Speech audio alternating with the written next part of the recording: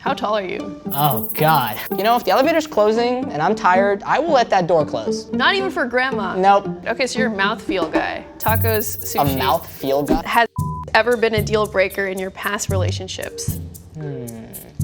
No. They see me dating, they hating. My name is Namanh. I'm 25 years old. I live in New York City. I'm 5'8", but on Hinge, 5'10". I'm a full-time software engineer and part-time content creator. For the right person, I'm down to be in a serious relationship that would lead to marriage. I think that is ultimately the end goal for me at some point. I'm Sheel, I'm 24. I'm a fashion designer for Svarini. I'm from New York. I'm not actively seeking a life partner right now. I'm still in the stage of life of like building my own. I wouldn't even say I'm bisexual. It's just like I am not attracted to gender. I'm attracted to the person. So I don't really have a type when it comes to gender. Hi, I'm Sheel. What's your name? Sheel, hi, nice to meet you. My name is Namanh. Namanh, nice to meet you. Describe my personality based on my shoes. Do I show them? I'll be super sneaky. Can you see? Okay, so what was it? Describe your personality based on these shoes? Yeah. I'm gonna say confident. Okay. Damn, what else can you tell from shoes? That's a hard question. I think the heels definitely give off this like confident vibe. Like Yeah. walk into a business meeting, like I'm ready to pitch, I'm ready to do whatever. Like I feel like boots and heels kind of give off that impression. Do you like heels? Ambivalent. I feel like no preference. No preference. No preference. Okay. Yeah. I feel like I can tell a lot about a person by their shoes, and like the shoes kind of for me make the outfit. You know, because if I say something weird like kind, it's gonna be like, how could you tell that from black boots? No, I'll take it, honestly. Yeah, maybe I'll just gas you up. Thank you. Kind and funny. Okay. Black boots are confident, kind, and funny. Okay, nice. Wait, do you want to see my high top Converse? I actually do. Okay, I mean, I'm sure it's so basic, but. Okay, okay. Notice the socks, white socks makes the fit. The socks. Oh, they keep going. Yeah. Oh my God, I'm seeing the pants a little bit. Okay, I feel like I have a good sense now. Okay, They're tell me. clean. Do you wear them out to the club? Ooh, good question. No, I have designated shoes that get trampled on. Okay. He's organized. You have a system. Okay. How tall are you? Oh God, we're really going. Oh, he's not allowed to say. Okay, don't say. Can I say? But you don't mind that I wear heels, right? If you're 6'4", then I probably mind. Wait, really? I mind without heels too, then, right? We gotta wrap this up then.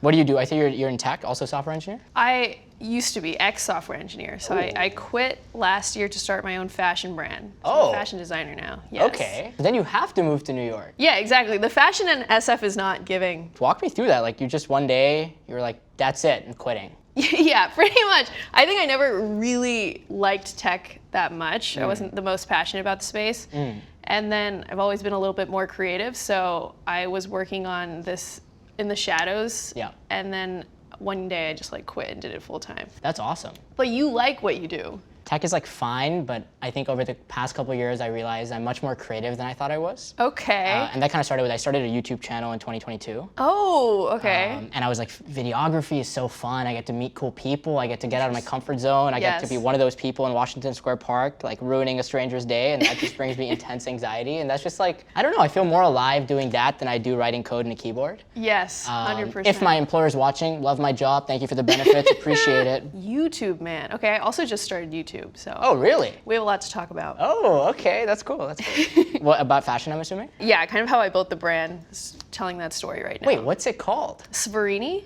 Svarini. Yes. Okay. What's your channel name? Oh, it's just my name, Namanh. Namanh. Yeah. Okay, very simple. I like artsy people. They keep me inspired. I moved to New York because the city is more artsy. So if I'm with someone who's artsy, I think it pushed me in the bounds of what I can build and create. And I think that could be really exciting. Passion has to be there. What is something you did last year that made you uncomfortable?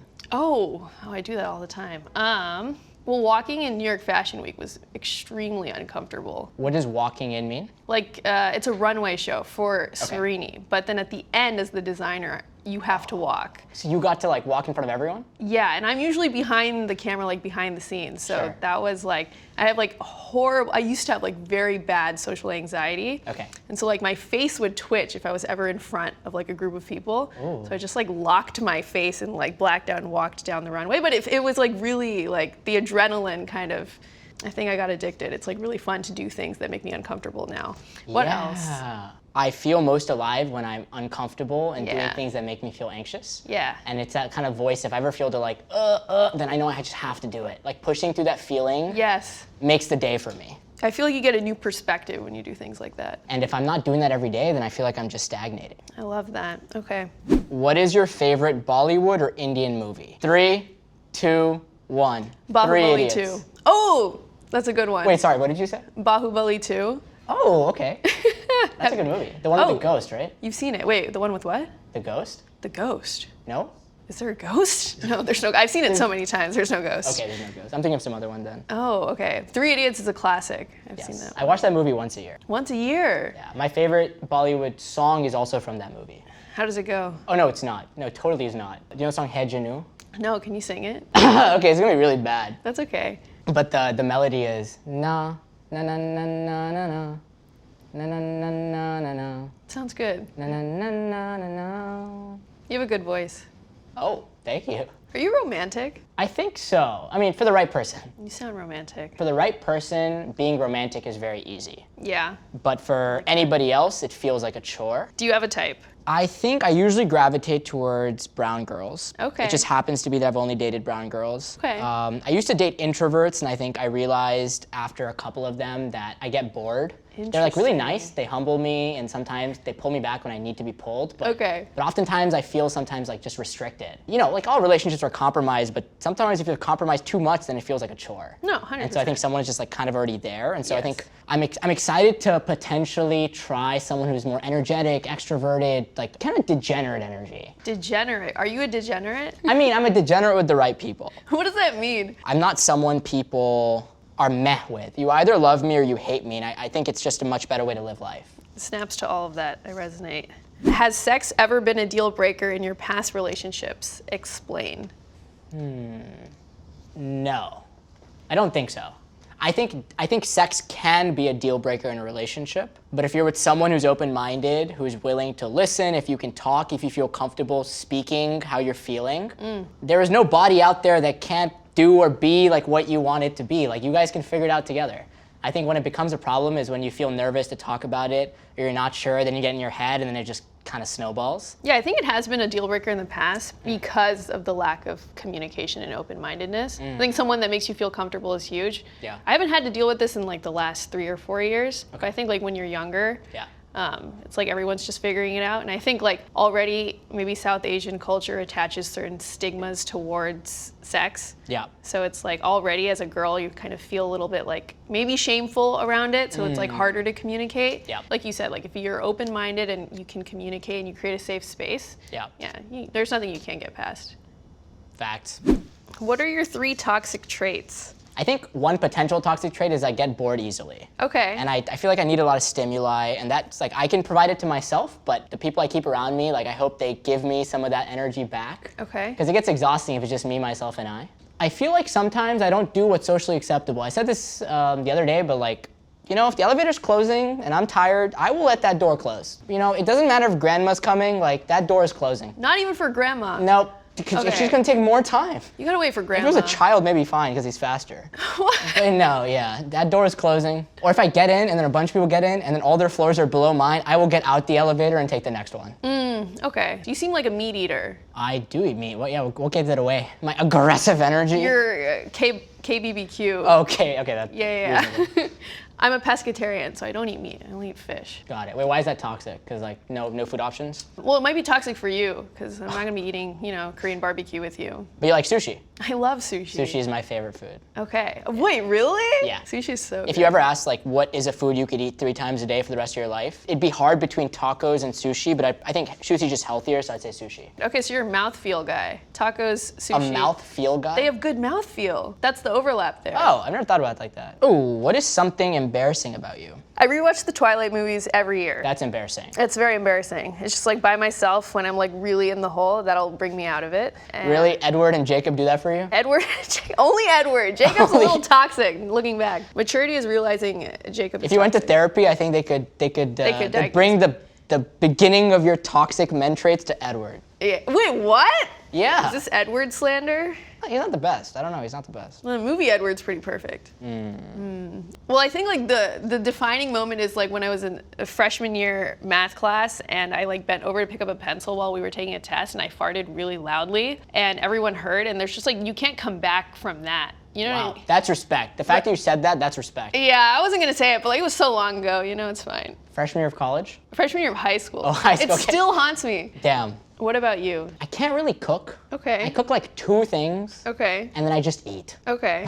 Like I'll eat cereal for dinner. I'll like make PB&J. I have my like 2 things I like to make. I'll just make those. Boy dinner. Yeah, I guess boy dinner. And I PB&J. feel like I'm old enough that I should know how to cook, and I had so many opportunities to learn, but I didn't. And I do think it's embarrassing that I haven't upped that game. Okay. Yeah. You like to eat out? Or you like to stay and eat PB&J and No, cereal? I like to go out if I can. That's like super sad. Like the nights where I'm making PB&J, it's like something went wrong. PB&J is good. No, it's good, but You it's can like do it well. I'm in New York City. Like I should be doing something Oh, else. yeah. So yeah. valid. Okay. Who should pay on the first date? Okay, simple answer, the person who asked the person on a date. Okay. That's, I think, the go-to. If ever in doubt, that's the answer. The way I think about it is yellow and red flags. Okay. If I end up paying and the girl doesn't thank me, that's like a yellow flag. Where I'm like, oh, maybe she just forgot, or maybe I didn't hear it. Maybe I'll give it a second chance. Okay. But if she doesn't thank me again, or she doesn't at least offer the next time to split, or be like, oh, it's on me, then it's kind of a red flag. 'Cause I think from the beginning, we're setting the expectation that like one person's going to have to take care of it. Yeah. So I think the thank you, I mean, it's so easy. Just say thank you. Well, yeah, thank you's easy. So I think that is kind of what I look for most, rather than thinking about like who's actually doing the paying. It's like, are you just being respectful and Okay. thanking the person for like the gesture?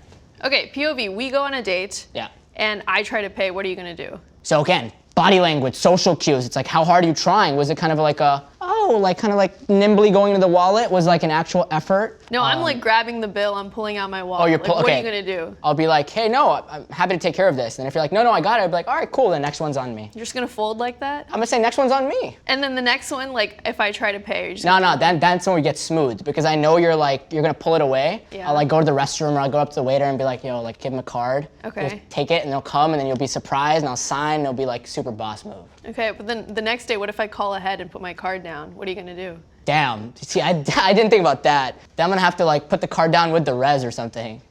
Or like just start, I'm gonna prepay for the next 6 dates. Okay. I'm gonna plan them, pay them, they'll have like a tab running, Okay.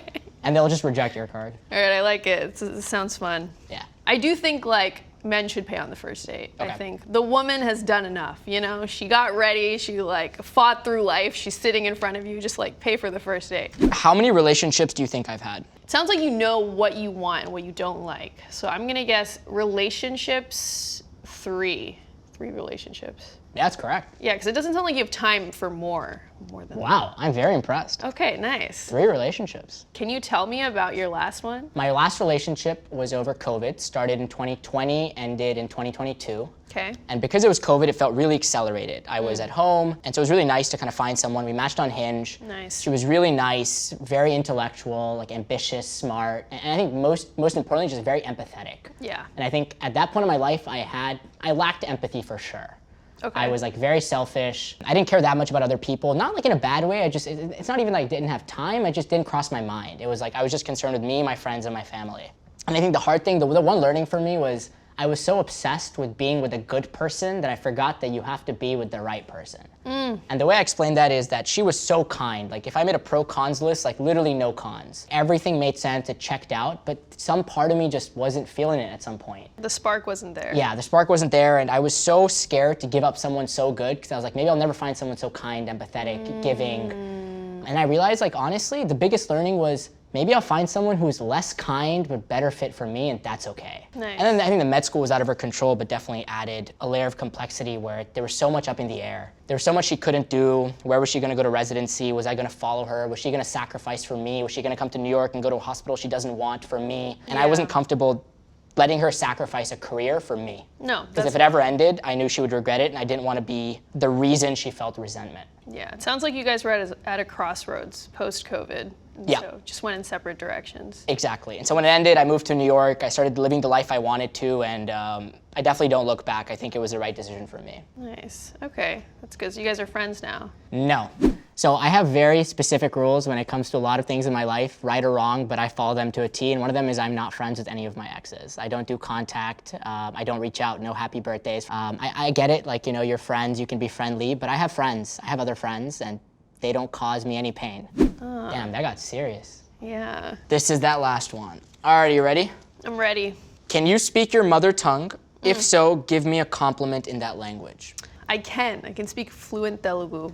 Ni gontu chala bagundi. What does that mean? Your voice is very pretty. Whoa, thank you. I'm impressed. I can't even, so I know Hindi, Okay. but I can't say all that. So I'm gonna say, Aapki energy bahut achhi hai.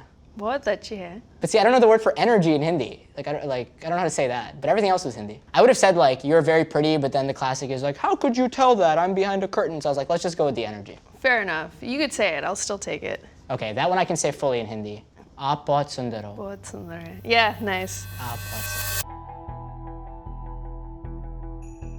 3, 2, 1. Hello. Oh, hi. How are you? Good. How are you? Good, thanks. Nice to meet you. Nice to meet In you. person. I feel like I've known you for the past 3 hours. Yeah, I feel like I got used to you. Really? Yeah. My voice? Yeah, your voice. Ah. I can tell you do fashion. Yeah, also same. The jumkas? Yeah, the jumkas. Nice. Your I want hair's long. It is, yeah. Yeah. Oh, the jewelry. I'm trying to accessorize more, I like it. so yeah. The chain, You can see it? a little bit. That's it, yeah. He's not my usual type.